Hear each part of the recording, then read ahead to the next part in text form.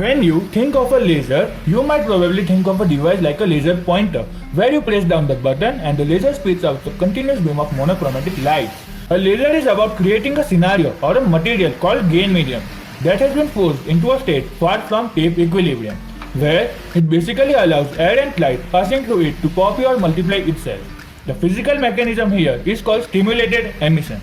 Lasers are often compared based on how much optical power they produce. So, if we have a laser with 1 watt average power and we dispense the power in a single femtosecond pulse, then the maximum power during the pulse has a power of 1000 trillion watts.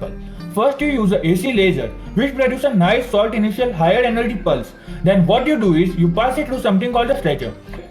It preserves the total amount of energy, but because the energy is spread out in time, the peak power is now lower. Once the peak power has been lowered, then you pass it through your gain medium to amplify it. So now you have a beam whose peak power is high but not amazingly high, that is long and stretched. The final step is to pass it through a compressor, which compresses the light back to a short pulse. So now you have got a short pulse back with now the peak power is way higher. So start with a nice pulse, stretch it, amplify it and then compress it back. The idea might seem super simple. You might wonder why it took so many smart physicists and engineers 20 years to think of this. But one of the big issues was that two processes had to be effectively perfect inverse of each other. If you compress more or less than you stretch, then the quality of pulse would be ruined.